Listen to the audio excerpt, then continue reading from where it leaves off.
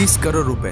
दोस्तों वो prize money है जिसे आईपीएल 2024 की विनिंग टीम को दिया जाएगा। पर अगर पिछले सीजन की सबसे सस्ती टीम की बात करें तो राजस्थान रॉयल्स, जिनकी खुद की ब्रांड वैल्यू ही था ऑलमोस्ट 206 करोड़ रुपए। चेन्नई जैसे टीम की तो ब्रांड वैल्यू 7000 करोड़ से भी ज्यादा है। ऐसे में सवाल ये उठता है कि आखिर आईपीएल में ऐसा क्या है कि फ्रेंचाइजी ओनर 30 करोड़ एक ट्रॉफी के लिए 7000 करोड़ खर्च करने को भी लाइन पर खड़े होते हैं। क्या वो सिर्फ एंटरटेनमेंट के लिए या फिर इसके पीछे कोई बड़ा बिजनेस छिपा है?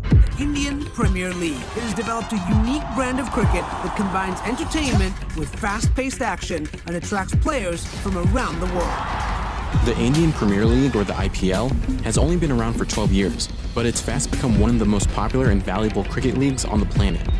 India has given a model for other countries to follow. When the IPL was successful, all these other places went, well, we'll set up our own leagues and we'll try and be successful.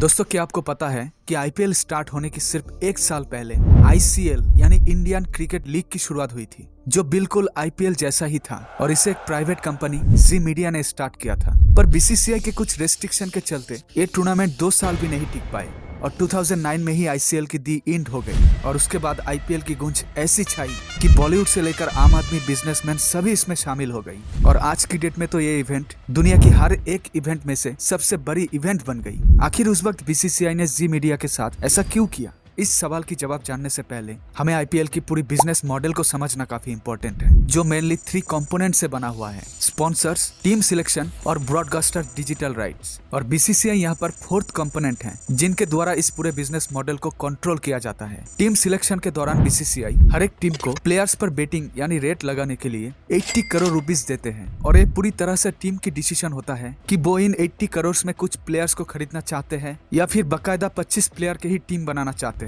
इसी team selection के दौरान BCCI ने एक rules भी लागू किया कि हर team ज्यादा से ज्यादा 8 इंटरनेशनल प्लेयर्स को ही खरीद सकता है और उसमें से एक वक्त पर सिर्फ 4 इंटरनेशनल प्लेयर्स को ही टॉप 11 पर खिलाया जा सकता है। बीसीसीआई को यहाँ पर रेवेन्यू जनरेट करने की मेनली 2 बड़ा जरिया है। First sponsor, second broadcaster and digital rights. Sponsors भी यहाँ पर 2 टाइप के होते हैं, एक है टाइटल स्पॉन्सर, दूसरा है गेम स्पॉन्सर। टाइटल स्पॉन्सर्स यानी जैसे DLF IPL, Pepsi IPL, Vivo IPL, Tata IPL, ऐसे ही जितने भी कंपनीज के नाम आपने आज तक आईपीएल से पहले सुना है, वो सभी कंपनीज अपना नाम आईपीएल के साथ जोड़ने के लिए ढेर सारा पैसे बीसीसीआई को देते हैं। जैसे 2008 में जब आईपीएल स्टार्ट हुई तो डीएलएफ कंपनी ने लगभग 210 करोड़ रुपए बीसीसीआई को दिए। उसके बाद 2017 में पेप्सी 365 करोड़ देकर ये टाइटल 2 साल के लिए खरीदा और उसके बाद एक चाइनीज कंपनी वीवो ने 650 करोड़ देकर 2 साल टाइटल स्पॉन्सर रहा। पर साल 2020 में जब चाइना और इंडिया के बीच एक प्रॉब्लम शुरू हुई तो वीवो को इस टाइटल से अपना नाम विथड्रॉ करना पड़ा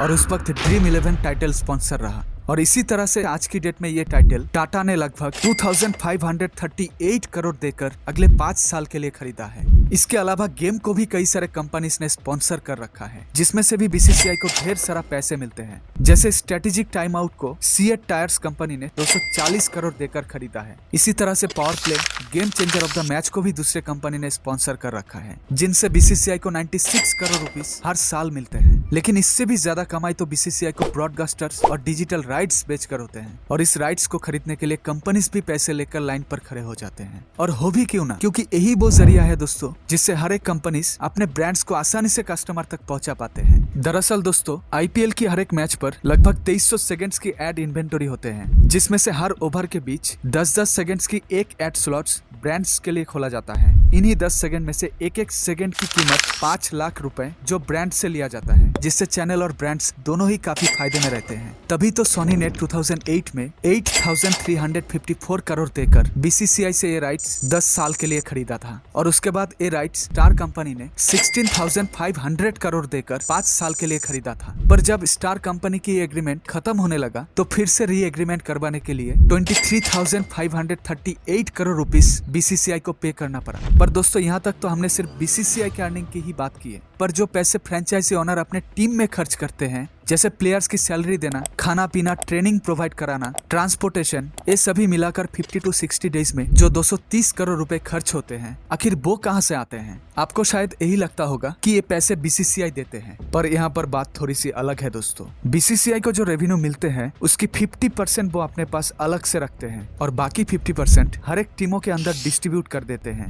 जो फ्रेंचाइजी ओनर की खर्च के सिर्फ 10% ही होते हैं। बाकी 90% से भी ज्यादा पैसे आते हैं लोकल स्पॉन्सर से, जिनके लिए मार्केटिंग करने की सबसे बड़ा जरिया है प्लेयर्स की जर्सी, जहां पर लगभग 10 अलग अलग कंपनीज अपना ब्रांड प्रमोशन करने के लिए फ्रेंचाइजी ओनर को ढेर सारा पैसे देते हैं। इसके अलावा जो कंपनी अपना ब्रांड जर्सी पर नहीं दिखा पाते, वो टीम की ऑफिशियल वेबसाइट या फिर स्टेडियम पर लगे बड़े होर्डिंग पर करवाते हैं। इतना ही नहीं, जब हम मैच देखने स्टेडियम पर जाते हैं तो टिकट्स खरीदते हैं। इससे भी जो पैसे जनरेट होते हैं उसमें से 80% फ्रेंचाइजी ओनर अपने पास रखते हैं। दरअसल एक फ्रेंचाइजी ओनर के होम ग्राउंड पर लगभग 10 मैचेस खेला जाता है। हर मैचेस पर लगभग 4 करोड़ से ज्यादा पैसे की टिकट सेल होते हैं, और उसी वक्त अगर होम ग्राउंड पर किसी पावरफुल टीम की मैच होने वाला होता है तो ऑडियंस ज्यादा पैसे देकर भी टिकट्स को खरीदते हैं। साथ ही अपने फेवरेट टीम के जर्सी, पैंट, टोपी वगैरह भी खरीदते हैं, जिसमें से 80% पैसे फ्रेंचाइजी ओनर अपने पास रखते हैं और बाकी 20% पैसे होम स्टेट क्रिकेट एसोसिएशन को दिया जाता है। और फाइनली 30 करोड़ रुपीस जो विनिंग टीम को दिया जाता है, और इसमें से भी 50% पैसे फ्रेंचाइजी ओनर अपने पास रखते हैं और बाकी 50% टीमों में डिस्ट्रीब्यूट किया जाता है। भले ही ये प्राइस मनी हमें बहुत कम लगे, पर जितना पैसे एक आईपीएल की पूरी सीजन में खर्च होते हैं उसकी 4 गुना ज्यादा पैसे इन 60 डेज में कमा लेते हैं। इसीलिए तो हर साल दिवाली आए ना आए, लेकिन आईपीएल जरूर आता है। और यही वो रीजन है दोस्तों कि अगर उस वक्त आईसीएल जैसे गेम चल गए होते तो उसकी कंट्रोल बीसीसीआई के हाथों पर नहीं होते।